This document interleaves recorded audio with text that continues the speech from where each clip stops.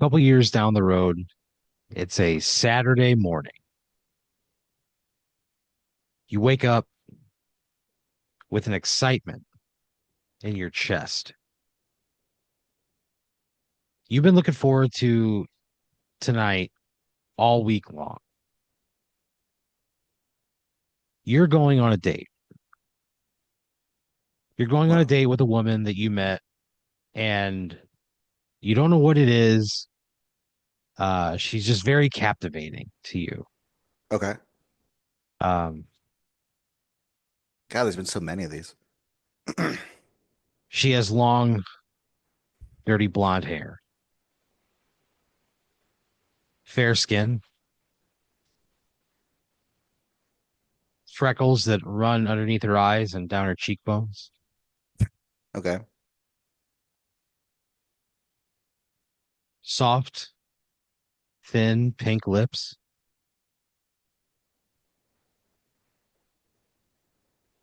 But she looks at you with an intensity that nobody else brings. Like she's trying to see what's painted on the inside of the back of your skull, right? Like Whoa. she's like she just looks at you and you know that there's nothing else registering for her in the entire world other than like this conversation right now. Oh, wow. Okay. It's a very intense conversation. It seems like it. But she's funny and she's smart and she's well read. And she's quick with a joke and quick with a laugh. To light up your smoke. But there's some place that he'd rather be. She lived next to the guy that inspired the Piano Man song. Really? Yeah, growing up, she was friends with his daughter, and she Who was a was couple he? years older. His name was Johnny Tarmac, and he was a local, you know, just a local fucking piano player, and in Jersey, and just had a fucking daughter that they lived next door to, Hmm. Sophia. And Sophia was a few years older and would babysit her all the time. And yeah, there's uh a big picture over their fireplace of Billy Joel and her dad just like arm in arm, like hugging each other. Wow. Did he So like yeah. remain close with Billy Joel or? Oh yeah. Yeah. They were friends. That's kind of cool, I guess. Yeah. He has a bunch of shirts made up that just say Piano Man on them. Oh, he's like the real Kramer or whatever. Yeah, Yeah, fuck yeah. yeah. That's hilarious. I Oh, just that's realized we so forgot to funny. change our backgrounds. That's funny. Oh well, what can you do? Two butts in a row. I So, don't know if anyone yeah. ever. Yep. Good. Oh, so you're going that's it's just a little fun thing. A little fun thing. Her name is uh Catherine Salamander. And Catherine Salamander. yeah. So, you're you're like looking forward to like this date, right? She's like a really wonderful person. You met her at a local like authors club kind of a thing at a library. A bunch of people were getting together to talk about writing and stuff, and you just showed up and you met there. You talked about doing comedy and you wanting to do more written things and just looking to broaden your horizons, looking to expand into some new projects. Sure. You know, just it's just a way to get out and like talk to people who are probably more invested in the thing that you're looking to get into. And Catherine was one of them. You're drawn to her immediately, you know. That's cool. Plan is you're gonna go out, Have a you're gonna really go, intense conversation. you're gonna go get dinner, and there's a new froyo place that's opening. You're gonna go get froyo and just kind of like go for a walk through the park. Nice, chill, relaxing evening. So you want to like, I don't know, I don't know how to make it sound any less grandiose, but like you have a really good feeling about this one. You know, Oh, sure. you have like this person piques your interest in a way that hasn't been in a long time, at least in like this very preliminary stage of things. Yeah. So you're like, I'm gonna really swing for the fences here. You know, you're gonna be charming Pat the Oh no, charmer. not Pat the Charmer. I hate So that you know, guy. you put on a date night outfit. You know, nothing out of this world. You got some jeans, a shirt with a collar on it. I do like this one. You put on a fresh pair of white boxers with red hearts on them. And Oh when I say man. fresh, I mean fresh out of the pack, Oh, cool. right? Love it. You know that you guys are gonna meet, you're gonna have dinner. So you're gonna pick her up. You spend like all day like getting ready. You go to clean out your car. You go to the gas station, you get gas. You go to Lanalax pumps and convenience store. And you fill up on you fill your tank, you go inside, you get a Milky Way midnight Oh, and yeah. an ice cold bottle of water. Oh, hell yes. You grab it out of the freezer and it kind of like the ice like breaks against your grip. It's so cold. This is like finding an oasis. Yeah. You you check out, right? The cashier, he goes, "Did you was that you out on pump 4?" You look out there, your fucking white Ford Fiesta out Yeah. there on pump 4. You go, yeah. Yeah, that's me." He goes, "Do you have a special occasion tonight?" And you're like, Strangely enough, yeah, I'm going on a date." He goes, "Well,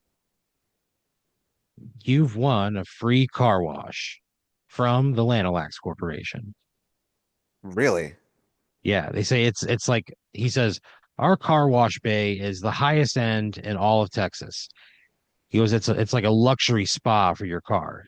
He goes, "It's gonna take you a little bit. You know, you're gonna be in there for some time, but when you come out, your car will look showroom new, right? It'll look like the day you drove it off the fucking lot." Whoa.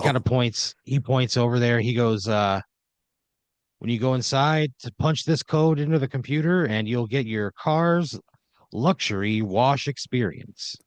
Thank you, sir. He What's goes, the code? "No, thank you. It's just 69420." Oh, yes.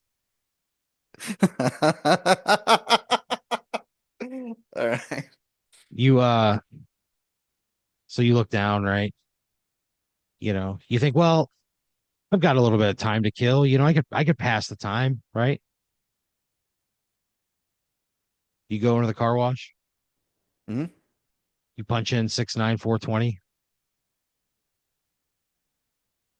Does it work?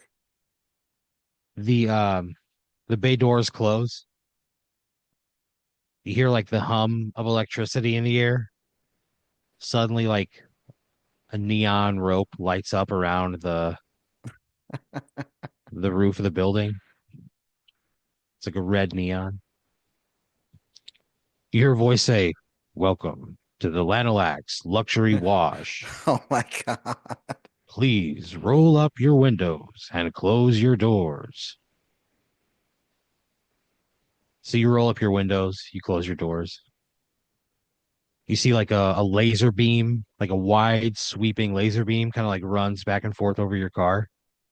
It says, "Calculating, calculating, calculating." What the shit? The next thing you know, you see like a bunch of spray foam just start shooting out of this hose, right?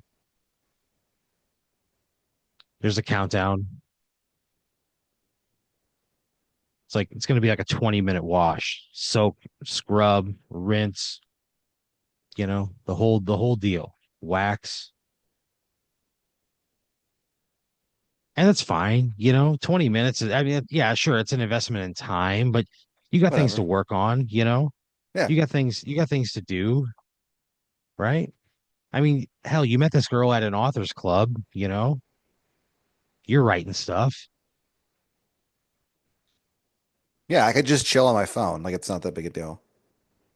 Yeah, you know that this girl is also a writer. She's gonna want to talk about things she's working on. And you've got things that you're working on. So yeah, she at one point she was like, yeah, like let's go have dinner. She goes, it'll be so nice to like talk about projects with somebody that like is doing the same thing. Oh, cool. Yeah, okay. So you're like, you're like preparing to like tell her about the stuff that you're writing. And you've been pretty busy lately, man. What am I You've working been on? um you're working on this new series. Yeah. It's um it's a series of books that are all about a little boy and his like ragtag sort of wholesome pseudo-Christian adventures. Yeah. Yeah, the Little Johnny series. Oh man. Little Johnny.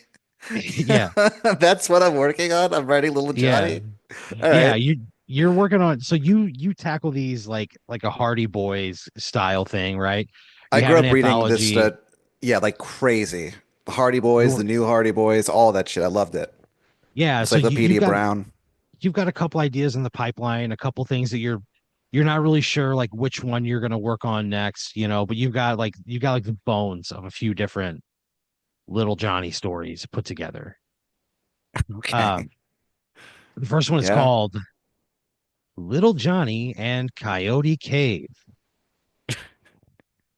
Okay. So it's basically like one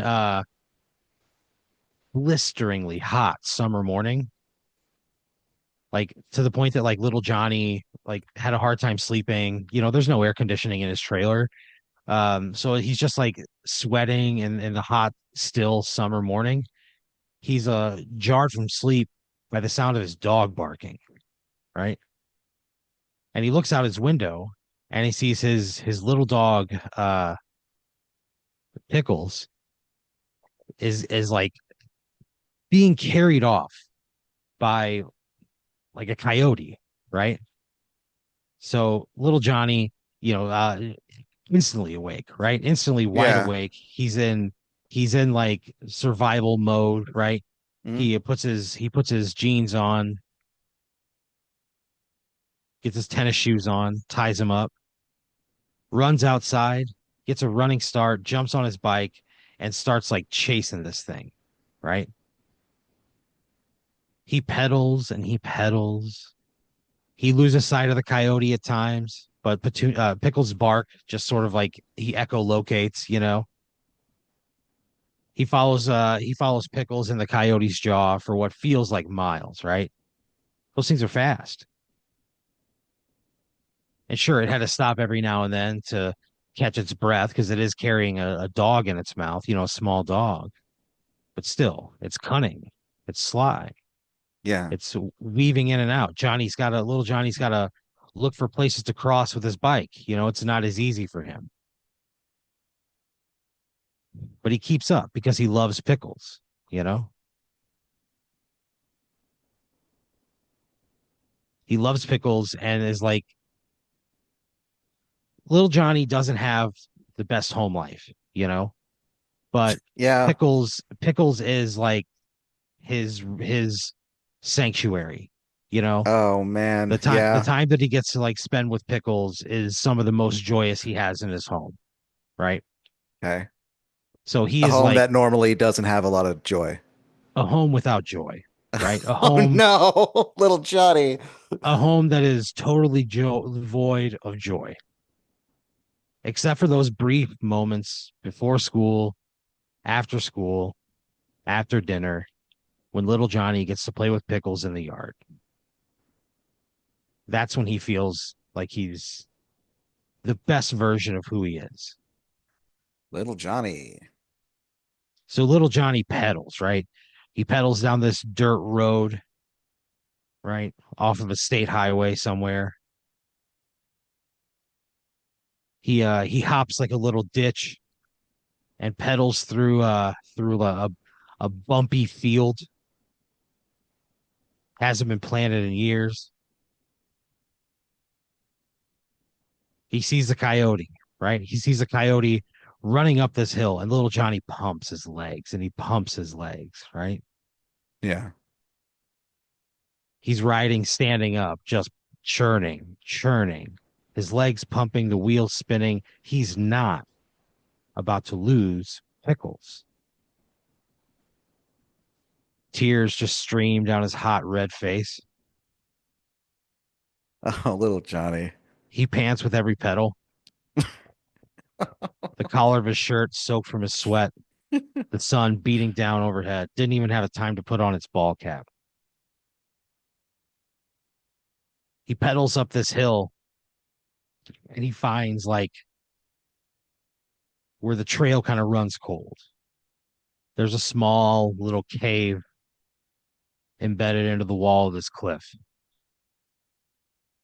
He drops his bike, the wheel just kind of spinning in the stagnant summer air. He tiptoes up to the cave door and he looks inside.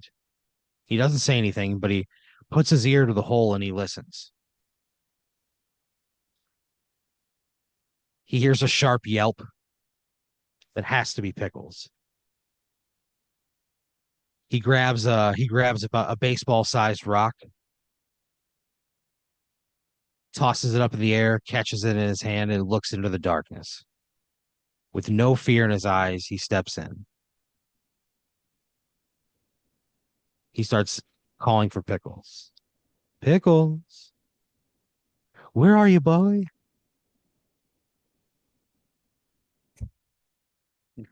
Finally, he hears another yelp.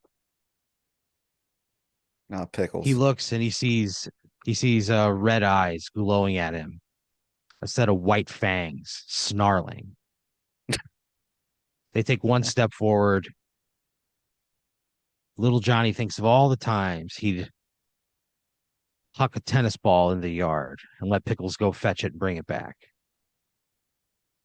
He rears back and he throws this rock and hits this coyote right in the fucking head. It cries out. Little Johnny walks over. He sees Pickles. There's bite marks on its side, you know. He's got a little blood coming out of him. Little Johnny pets him on the head. He wags his tail. Early returns are that Pickles is going to be okay. Okay. But little Phew. Johnny turns to that coyote laying on the ground, Yeah. and he is filled with, for the first time in his life, an unquantifiable sense of rage. Little Johnny stands over that coyote, blood running out of its ear,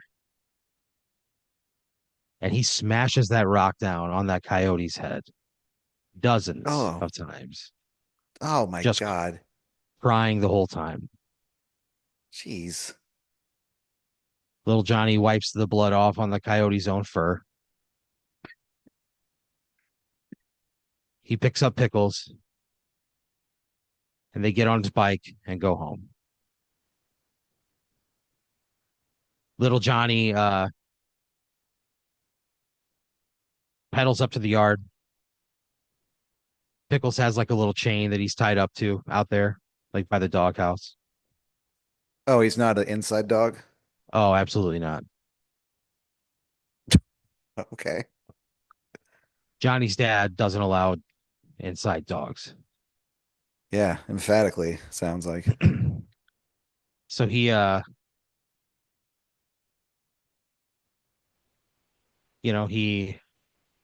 chains Pickles up in the yard, make sure his food and water bowl is full.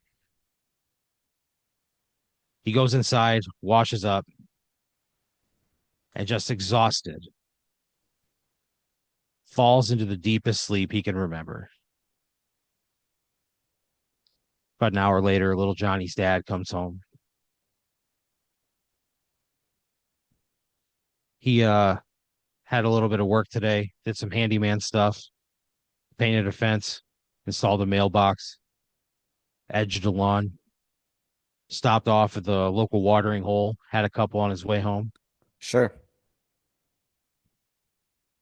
Little Johnny, sound asleep inside the house, is again ripped out of his sleep by the yelp of Pickles as he gets trampled by his dad's truck tire. Oh shit. Are you fucking kidding me? So that's when you're working on. You've got What the uh, there's another one what else am called I working on? there's another one called uh, Little Johnny Meets the Lord, and it's all about uh, little Johnny. His dad has like gotten it together for like the longest stretch of time since that he can really remember. And his dad's been like dating this woman for the last like 3 weeks, and she's really into church. And so she wants little Johnny and his dad to go to church with her. So his dad like comes in one day after school and he says, "Little Johnny, Sunday morning, get your best, your Sunday best. We're going to church." All It was right. such a departure for little Johnny's dad. But that's what he wanted. So little Johnny got out his Sunday best Sunday morning. He they took the truck up to the first local Presbyterian church. Little Johnny's dad takes a slug off of a flask before fixing his tie, running a comb through his hair, and he goes inside, right? He's like walking in. Little Johnny's behind him. He sees the woman his dad's been dating. Her name is Deborah. Deborah introduces little Johnny's dad and little Johnny to the minister. And you hear her say, "This is the man I was telling you about, Father," and like, all this stuff. Little Johnny's kind of looking around. Something just kind of feels off, right? Okay. He's like just this feeling of like not belonging. So they're sitting there in the Little church. Johnny. They're in one of the last pews. They were a little late getting there. Deborah uh goes up, and there's a point in the service where she goes up and she starts passing around the collection plate, right? It winds all the way through the first 15 pews, gets all the way back to little Johnny and his dad. Deborah's up at the front of the church. Little Johnny's dad gets the collection plate and he looks down at it. He kind of looks around, surveys the scene, turns to little Johnny. He says, "Open your coat." Little Johnny's like, "What?" He goes, "Open your coat." This Through fucking gritted guy. teeth, brandy on his breath.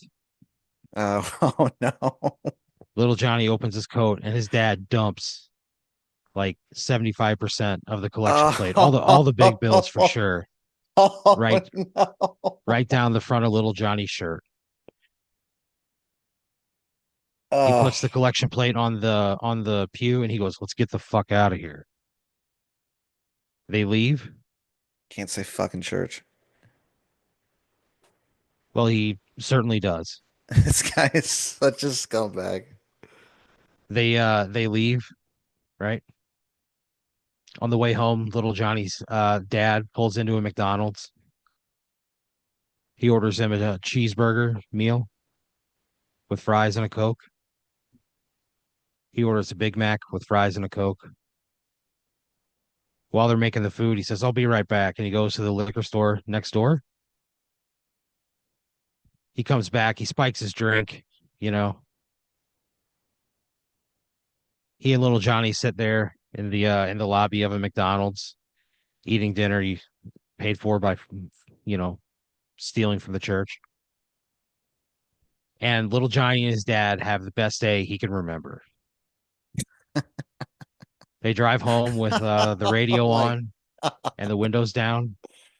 Ugh. He's got his hand out the window, catching the air in his palm. He looks at his dad and he thinks, maybe there's more to him than I've ever given him credit for. They get home. Little Johnny goes to his room. His dad stays out, turns the radio on, listens to the ball game. About 30 minutes later, he hears his dad throwing up the McDonald's in the bathroom. And he Ugh. says, in between pukes, he goes, "Little Johnny, did that McDonald's make you sick?" And little Johnny says, "No, Dad." He goes, "It did me. It must have made you sick." The toilet flushes. Little Johnny pulls the blanket up to his chattering teeth. The hallway light goes out as he sees the footsteps underneath his doorframe. So that's the one that you've got too. Um,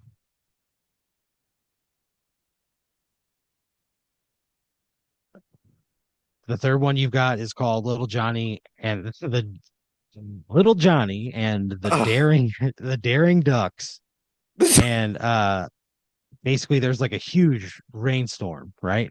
There's like a big rainstorm and little Johnny like loves playing out in the rain. He loves to like get in the ditch when it fills up, he loves being like a dirty, trashy kid, right? Sure. Anywhere that water collects, he's gonna go there and splash around. You bet your ass he is. So he's like playing in this ditch that's on the side of the road. People are driving by, just fucking splashing him. It's definitely not clean water, right? It's gross, but he just loves being outside. So he loves Yeah. being away from his house more so. Um, Ugh. I just but I that detail just kills me every fucking time. he's playing in this ditch, right? And the Yeah. water's like sweeping away debris and leaves and trash and whatever. He just loves it. Hell yeah. He's sitting there and then he hears like a quack quack quack quack quack quack quack quack. And here floating down this ditch is a mama duck and her like six baby ducks, right? Quack quack quack quack quack. All right. She kind of like struggles to get up, like she can't like climb the wall of this ditch. So the current kind of carries them right to little Johnny. He um he sees that like she has to go over this like over like almost like a driveway, where it's kind of they can't go. They're obstructed by like the pipe and the surrounding part of the pipe. So little Johnny scoops the mama duck up into his arms. He looks at the water beating off of her feathers, those iridescent blue-green feathers. And he holds her and he brings her up to eye level and they just kind of stare at each other for a second. And then she just goes, whack, and he puts her down.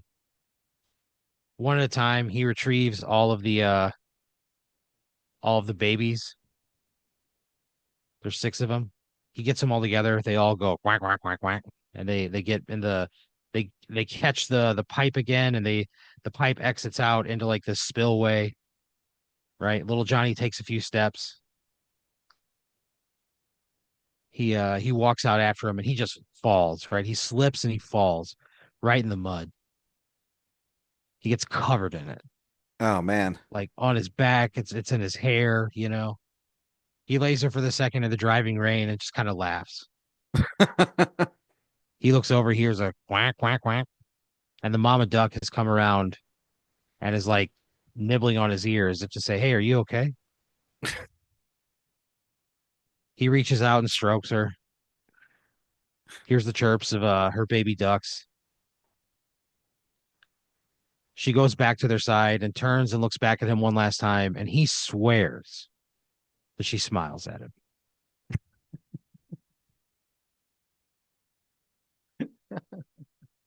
Little Johnny gets up. He walks home. Again, just a driving rain. He goes inside the house into the bathroom. He grabs a towel and he starts to towel off, and he's almost dry. He hears the front door close, the squeak of boots on linoleum, and then he hears, "Little Johnny," and he freezes. The voice says, "What's all this water in the house?" He looks at the door of the bathroom, hears a stomp of boots down the narrow, echoing hallway. The unlocked handle of the bathroom door begins to turn. So that's like the other one that you're working on. You got all three of them, right? So you have like a file that you're like talking through these stories on. So you're just sitting in your car listening to it, right? And then you look up and you see the like the LED screen that has a countdown. It just says warning, warning, warning, soap concentration error, soap concentration error. And Hmm. the soap that starts getting sprayed out, you see like the paint on your car start to like bubble and sizzle. Oh no. And you go, "What?" And then the paint breaks through your window and it sprays you and it eats Oh you no. like an acid. It just consumes your body. It just eats it like from your No. chest and it just spreads outward. And No. you get like absorbed, like broken down by that acid, and it's fucking, your car just like eventually just gets turned into like a big pile of mush by the soap. After the 20 minutes is up, the door comes up and they wash like the remainder of your car and your body into the drain. Catherine Salamander Catherine Salamander shows up for a 7:30 date and you never show. You Uh, never talk to her again. well, Your phone destroyed by acid inside of a Lanalax car wash. what does like does anyone like go looking for me or anything or Oh no, no. no one I mean notices? there's no remnants of your car left. It gets destroyed by the acid, and then the car wash machine just like basically sweeps you into a drain. I mean, yeah, you go missing and people go looking, but they never find you, obviously. Yeah. So, I am haunted by Little Johnny. It is without a doubt the most disturbing thing that we do on the show. I'm Little just Johnny, for the the record. boy with the alcoholic dad. Yeah, the fucking poor kid. Little, the tales of Little Johnny make my fucking skin crawl. I need that on record.